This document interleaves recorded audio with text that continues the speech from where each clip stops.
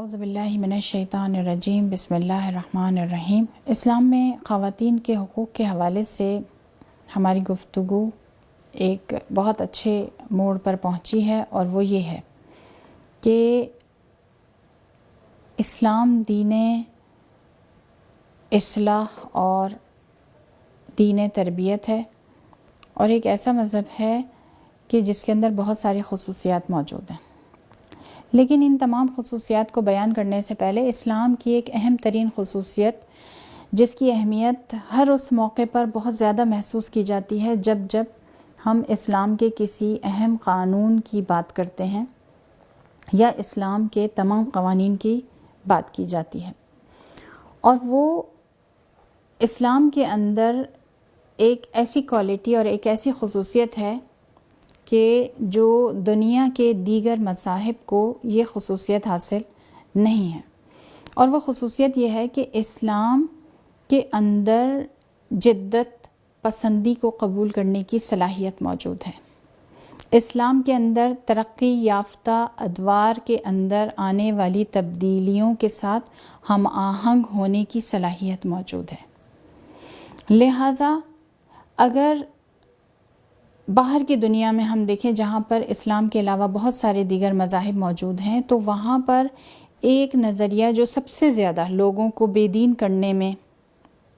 اس کا بہت گہرا اثر رہا، وہ نظریہ یہ تھا کہ اگر آپ کسی بھی دین کو قبول کریں گے، اگر آپ کسی بھی مذہب کو قبول کریں گے، تو وہ دین اور مذہب آپ کو جدید دور کے ساتھ ہم آہنگ ہونے سے روک دے گا، اور جیسے جیسے زمانہ ترقی کرتا جائے گا، جیسے جیسے ادوار بدلتے جائیں گے، جیسے جیسے سائنسی ترقی سامنے آتی جائے گی، ویسے ویسے آپ کے لیے مذہب پر قائم رہنا، دین پر اور دینداری پر قائم رہنا مشکل سے مشکل تر ہوتا جائے گا، اور شاید بعض اوقات ناممکن بھی ہو جائے۔ لہٰذا ہمیشہ سے ایک تصور دین اور دینداری کے بارے میں اور مذہب کے بارے میں یہ رہا کہ دیندار ہونے کا مطلب یہ ہے کہ آپ مخصوص اطوار کے حامل رہیں، آپ ثابت قوانین کے پابند رہیں، آپ یک نواخت ہو کر زندگی گزاریں۔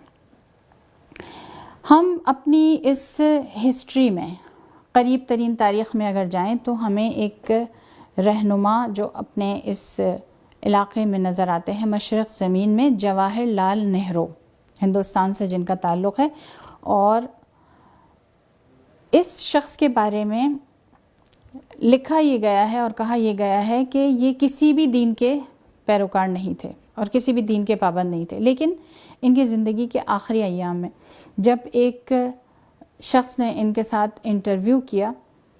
تو انہوں نے اپنے اندر ایک خلا اور ایک کمی کا اظہار کیا اور کہا کہ یہ خلا اور کمی میرے اندر اس لیے ہے کہ میں محسوس کر رہا ہوں کہ مجھے کسی دین کا پیروکار ہونا چاہیے تھا، مجھے کسی مذہب کا پیروکار ہونا چاہیے تھا، اور آج جب میں زندگی کے آخری ایام گزار رہا ہوں تو میں اس کمی کو اپنے اندر شدت کے ساتھ محسوس کر رہا ہوں۔ جب انٹرویو لینے والے شخص نے سوال کیا کہ آپ نے اس خلا کو اپنے اندر کیوں رہنے دیا، کیوں آپ بغیر دین اور مذہب کے اپنی زندگی گزارتے رہے، تو انہوں نے ایک خوف کا اظہار کیا، اور وہ خوف یہ تھا کہ انہوں نے کہا کہ مجھے ایسا لگتا رہا کہ اگر میں کسی دین اور مذہب کا پابند بنوں گا تو شاید وہ دین اور مذہب مجھے جدید ترقی سے ہم آہنگ ہونے کی اجازت نہیں دے گا، اور پھر یہ کام میرے لیے مشکل ہو جائے گا، یعنی میں اگر جدید ترقی یافتہ انداز میں زندگی گزارنا چاہتا ہوں تو پھر میرے لیے دین پر قائم رہنا بہت مشکل ہو جائے گا۔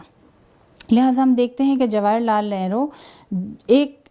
طرف دین سے وحشت زدہ نظر آتے ہیں، اور دوسری طرف کیونکہ دین انہیں ترقی اور تبدیلی کی اجازت نہیں دیتا، لہٰذا ان کی دلی خواہش اور دلی تمنا آخری زندگی میں یہ نظر آتی ہے کہ اگر میرے لیے ممکن ہوتا تو میں کاش کسی نہ کسی دین کا پابند ہوتا، اور آج آخری عمر میں جا کر میں اس خلا کو اپنے اندر محسوس نہ کرتا۔ تو پتہ یہ چلا کہ اسلام کی اہم ترین خصوصیت یہ ہے کہ دیگر مذاہب کے مقابلے میں اسلام نے جس قدر انسانوں کی زندگی میں مداخلت کی ہے، اتنا کسی نے بھی مداخلت نہیں کی۔ یعنی اسلام نے عبادت، ذکر اور خدا کی اطاعت یعنی بندے کا خدا سے رابطہ، اس رابطے سے ہٹ کر بھی اسلام نے بندگان خدا کے آپس میں اجتماعی زندگی کے درمیان رابطے کے بارے میں بہت کچھ کہا ہے اور بہت سارے قوانین انسانوں کے سامنے رکھے ہیں۔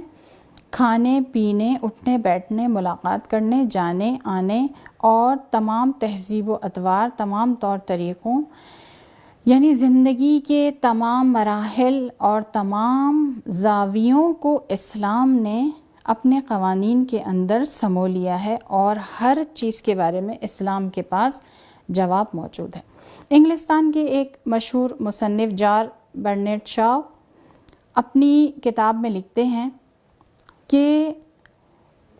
میں محمد کے دین کا بہت احترام کرتا ہوں،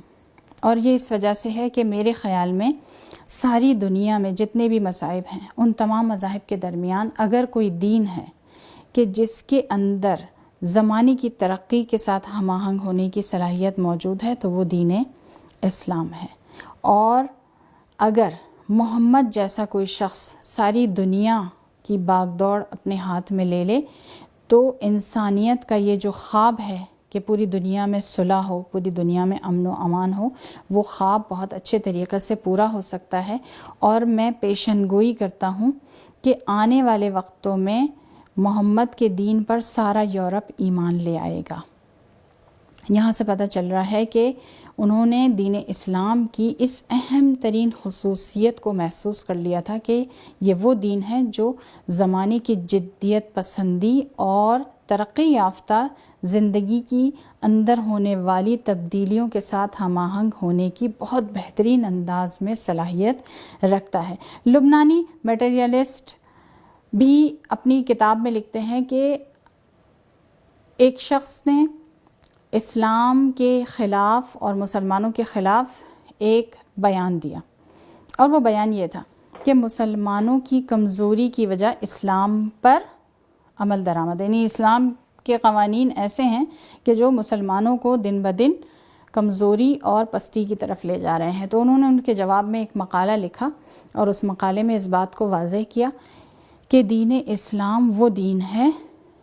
کہ مسلمانوں کے درمیان اگر ہم آج دیکھ رہے ہیں کہ پستی اور کمزوری پائی جاتی ہے تو وہ پستی اور کمزوری مسلمانوں کے درمیان اس وجہ سے نہیں ہے کہ وہ لوگ اسلام پر عمل درآمد کر رہے ہیں، بلکہ اس وجہ سے ہے کہ انہوں نے اسلام کے تمام قوانین پر عمل درآمد نہیں کیا ہے اور تمام اسلام کے قوانین کو اپنی زندگی میں لاگو نہیں کیا ہے۔ لہٰذا یہاں سے پتہ چل رہا ہے کہ اسلام کے قوانین جن اہم ترین خصوصیات کے حامل ہیں ان میں سے ایک یہ ہے کہ اسلام ایک ایسا دین ہے جو جدت پسندی، جو ماڈرنٹی اور جو جدید زمانے کی تبدیلیوں سے ہم آہنگ ہونے کی صلاحیت بہت اچھے طریقے سے رکھتا ہے۔ انشاءاللہ تعالی ہم اس موضوع پر بہت تفصیل کے ساتھ آئندہ آنے والے نشستوں میں گفتگو کریں گے۔ والسلام علیکم ورحمۃ اللہ وبرکاتہ۔